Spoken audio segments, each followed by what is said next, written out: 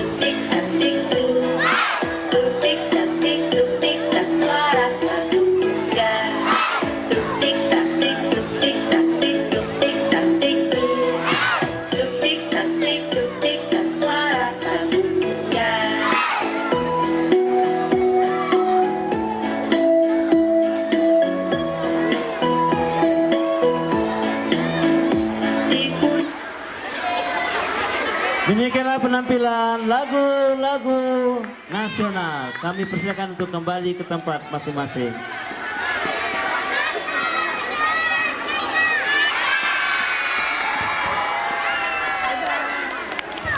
Ya, beri tepuk tangan yang meriah. Ya, silakan kembali ke kelasnya, nak. Pertama-tama segala puji atas kehadirat Allah Subhanahu wa taala. Tentunya karena nikmatnya lah sehingga kita semua dapat berkumpul di tempat ini dalam rangka Monza Good Talent, di mana kegiatan ini masih bagian dari rangkaian dalam rangka memperingati HUT Republik Indonesia yang ke-79. Salam dan salawat untuk junjungan kita Nabiullah Muhammad Sallallahu Alaihi Wasallam, Nabi yang telah mengantar kita dari alam kegelapan menuju alam terang benderang seperti saat ini. Yang terhormat Bapak Kepala Sekolah UPT SPF SD Unggulan Maung Isiri 1, rekan-rekan pendidik, dan yang saya banggakan semua orang tua siswa yang pada kesempatan kali ini hadir di tempat ini. Saya tidak usah panjang lebar, saya sebagai ketua komite mengapresiasi yang sebesar-besarnya terkhusus guru-guru dan panitia yang melaksanakan kegiatan ini sehingga menjadi wadah untuk anak-anak kita menampilkan sesuatu hal yang positif, menampilkan bakat-bakat yang insya Allah akan kedepannya kita perbaiki sehingga menjadi kebanggaan SD Unggulan Maung Isiri 1 ke depannya. Mungkin hanya itu yang dapat saya sampaikan. Wabillahi taufiq wal hidayah. Wassalamualaikum warahmatullahi wabarakatuh. Waalaikumsalam warahmatullahi wabarakatuh. Para hadirin yang berbahagia, mari kita sambut penampilan tari ampar-ampar pisang dari kelas 2.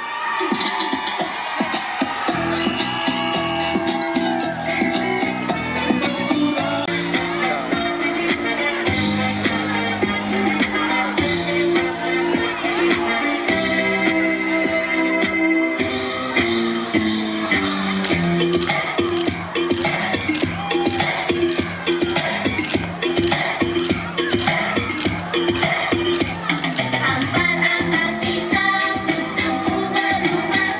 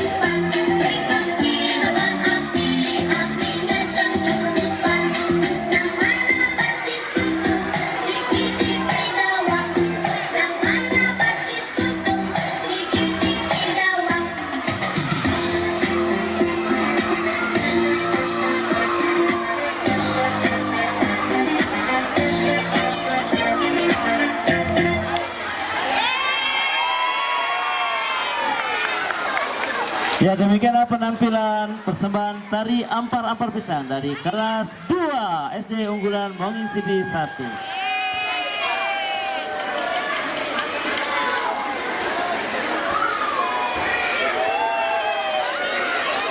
Kinerja Unggulan Monging Sidi 1.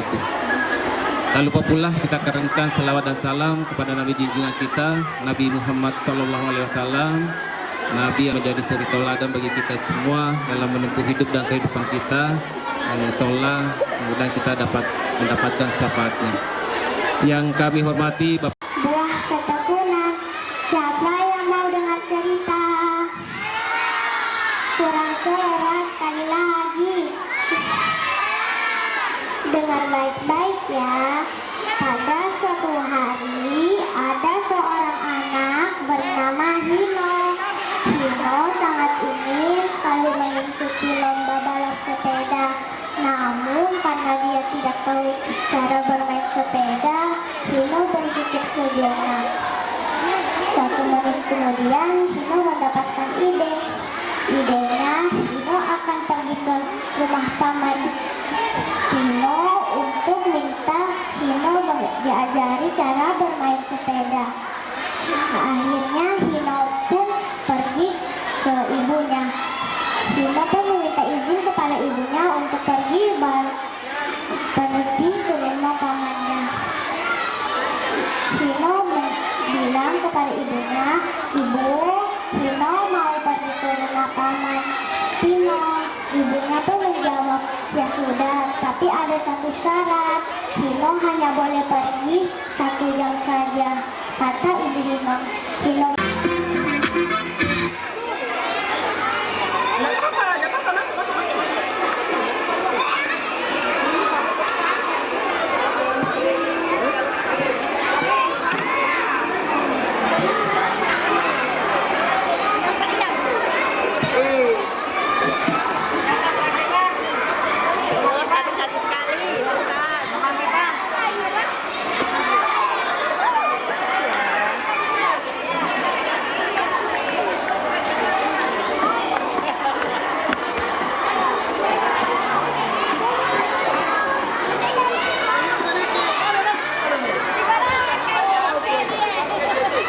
Ya, kita sesi berfoto dulu ya, 1 jam.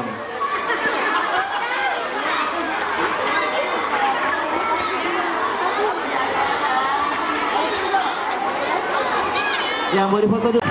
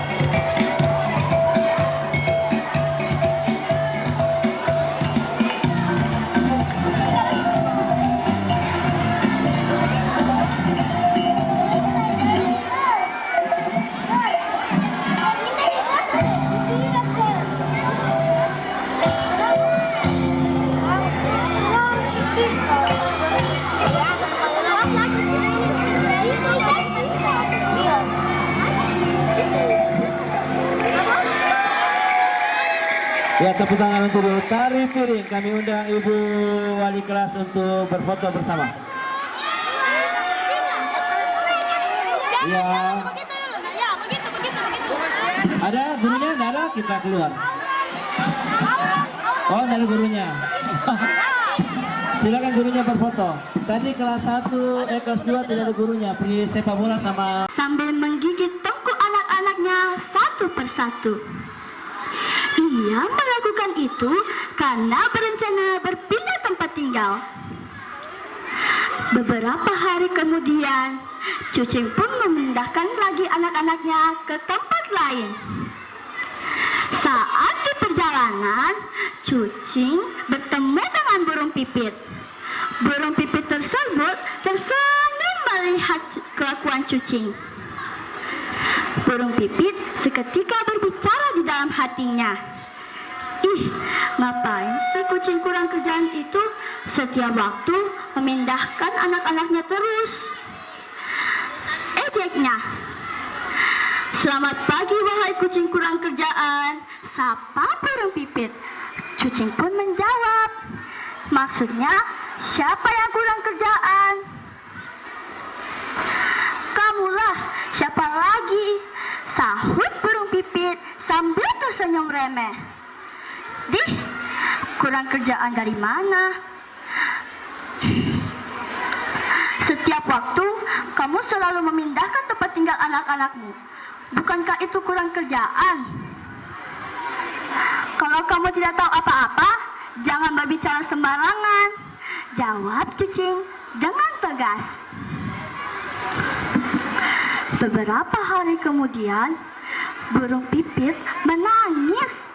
Pasalnya, anak-anaknya hilang, sarangnya pun kosong. Rupanya, ada seekor ular yang sejak seminggu lalu telah mengamati burung pipit. Ia pun mendapatkan sarangnya. Hai Pipit, kamu kenapa? Teriak si Cucing yang sedang bermain bersama anak-anaknya tepat di bawah sarang burung pipit.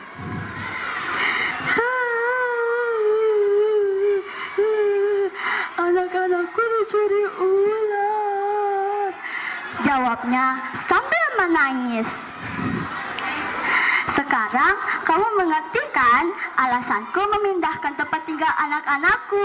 Kalau tempatnya tetap, mereka bisa dimangsa musang. Carilah tempat tinggal yang lebih tersembunyi atau lebih tinggi. Akhirnya, burung pipit pun mengerti alasan Cucing memindahkan tempat tinggal anak-anaknya. Sepertinya, dongeng yang berjudul Cucing Pindah Rumah sudah selesai. Pesan moral baik yang saya dapatkan dari cerita ini adalah, daripada kita mengurus atau mengomentari urusan orang lain, sebaiknya kita memikirkan diri kita sendiri. Wabillahi taufiq wal hidayah. Wassalamualaikum warahmatullahi wabarakatuh.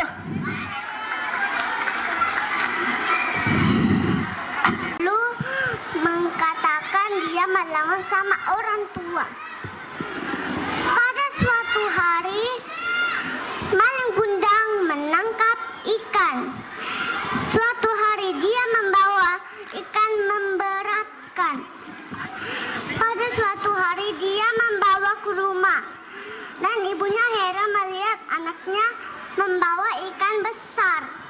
Dan ibunya berkata, "Wow, besar sekali Malin menangkap ikan besar."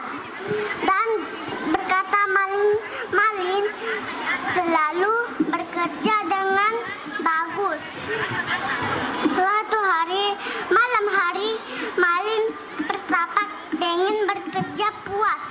Dan ibunya terkejut melihat anaknya mau merantau seperti ayah Malin. Dan berkata ibunya, dia belum bisa bekerja berat seperti itu. Pagi hari, Malin sudah siap-siap tidak merantau. Pada suatu hari, Malin sudah di pesisir pantai mau pergi ke pulau desa. Dan pada hari tetap datang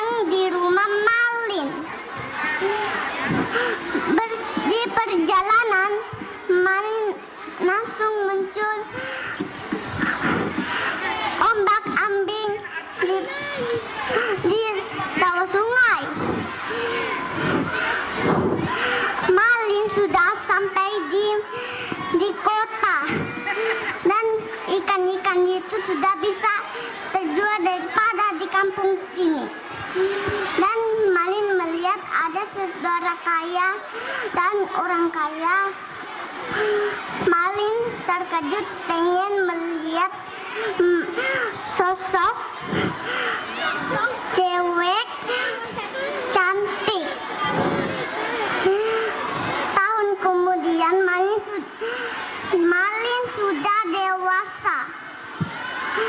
Malin sudah datang dipakai kapalnya diri sendiri. Berkata Malin lupa kata janji kirim surat kepada sang ibu. Malin sudah kecewa dan Malin melawan orang tuanya. Dia mendorong dan berkata Malin dan istrinya Malin, siapa itu? Apakah itu ibumu? Dan Malin berkata, dia bukan siapa-siapa. Dan dia mendorong ibunya. Dan dia tidak punya ibu seperti ini. Pas suatu hari Malin pergi salah berlambung di kota ini. Malin sudah pergi, pas di perjalanan ombak-ambing langsung kapal Malin hancur. Ombak-ambing Malin diseret sama ombak-ambing di perjalanan. Malin sudah terseret di pesisir pantai dan dia berkata, maaf ibu, aku sudah mendorongmu. Dan Malin sudah jadi badannya batu. Assalamualaikum warahmatullahi wabarakatuh. Waalaikumsalam warahmatullahi wabarakatuh. Ya, mana sponsornya kelas 4? Tidak ada kodong. Mana suaranya? Iya. Mana wali kelasnya? Oh iya. Ya, disusun dulu. Diatur dulu baik-baik barisannya.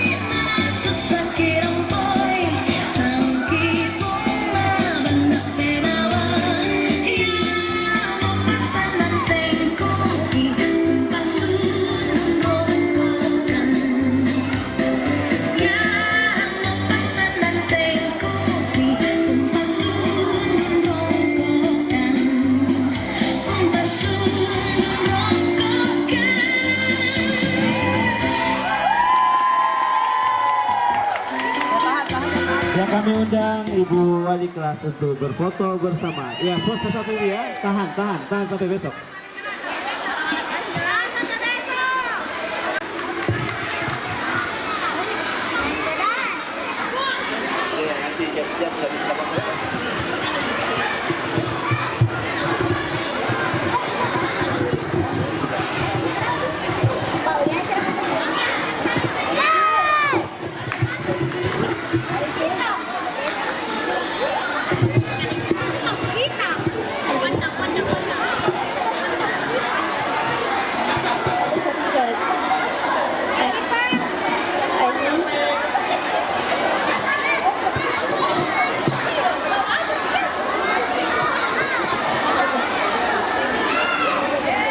Ya, tepuk tangan dulu untuk Akifa kelas 1A. Selanjutnya kita akan mendengar cerita. Mari kita simak ceritanya bersama-sama. Dahulu kala di sebuah desa kecil, ada seorang gadis bernama Bawang Putih. Bawang Putih tinggal bersama kakak dan ibu tirinya. Tiap hari Bawang Putih ditindas oleh mereka. Bawang Putih harus mengerjakan semua pekerjaan rumah, berbanding terbalik dengan kakaknya yang hanya bermalas-malasan di rumah. Satu hari Bawang Putih disuruh untuk mencuci pakaian di sungai. Sampainya di sungai, Bawang Putih langsung mencuci pakaiannya.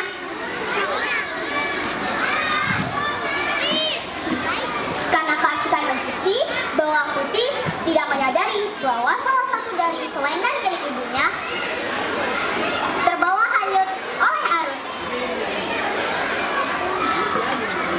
Selendang ibu?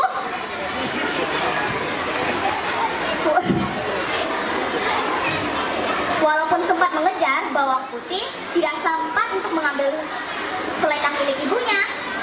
Dia pulang ke rumahnya dengan perasaan putus asa. Ibu, maafkan saya, selendang ibu tidak sengaja hanya terbawa arus. Apa? Saya tidak terima. Pokoknya selendang itu harus ada di sini. Bawang Putih pun bergegas untuk mencari selendang milik ibunya. Saat mencari, Bawang Putih menemukan sebuah rumah tua. Tok tok tok. Pintu itu terbuka. Ada apa, Cu? Nenek, apakah nenek melihat sebuah selendang? Selendangnya ada, warnanya hitam.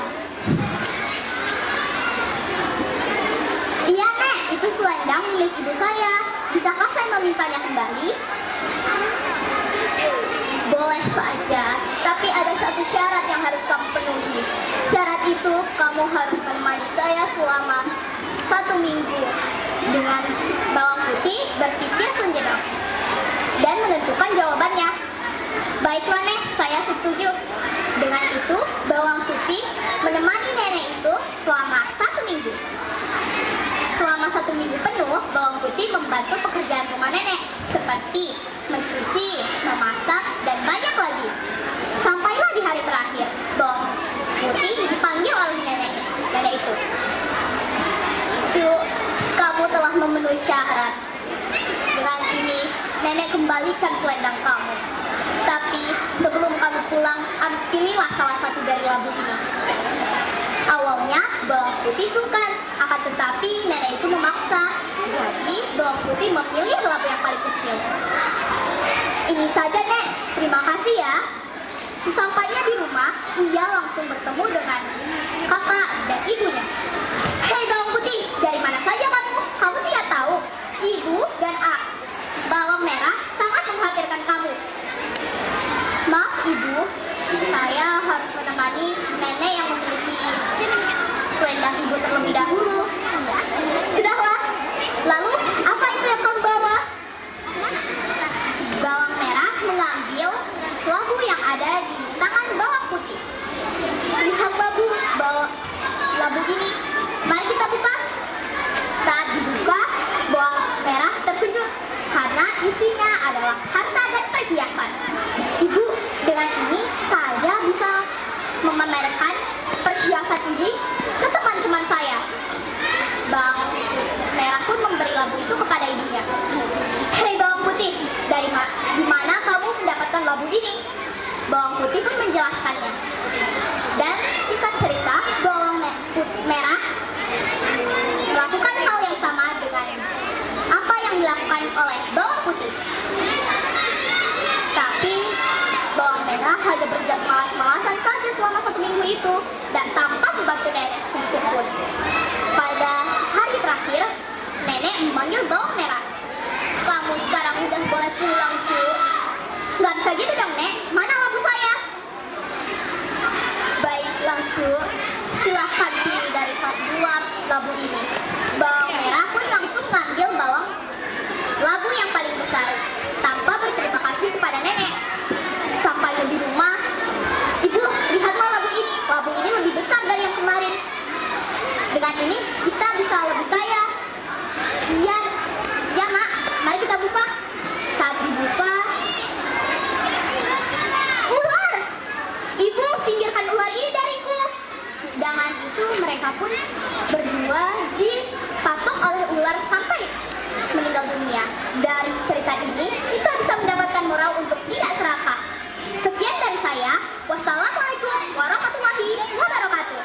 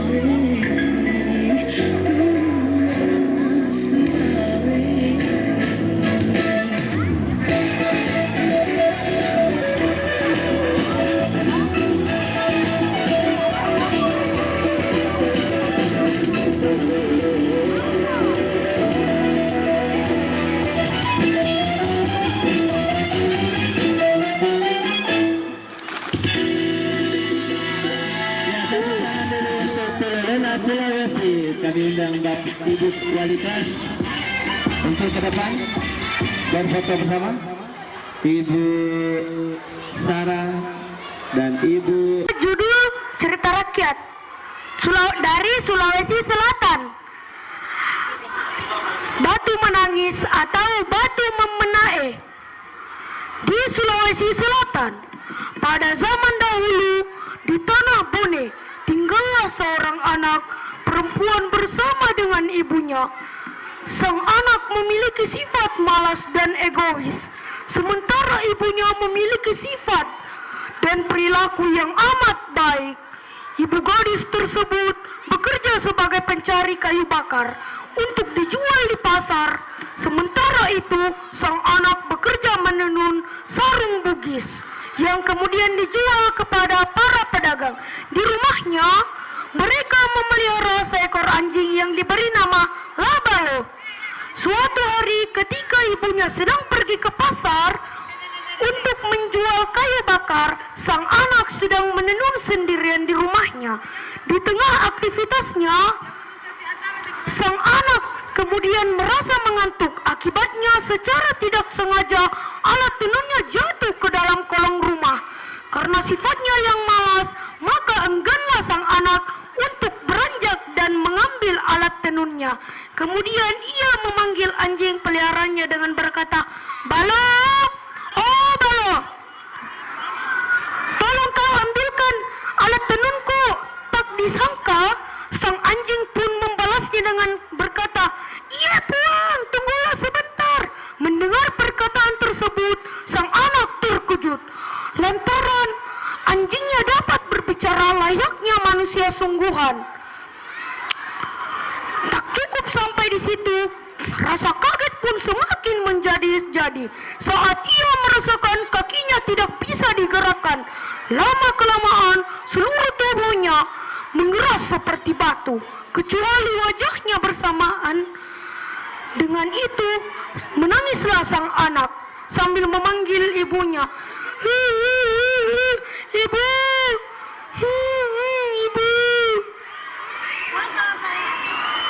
Tak lama kemudian pulanglah sang ibu ke rumah. Sang ibu menemukan anaknya telah berubah menjadi patung.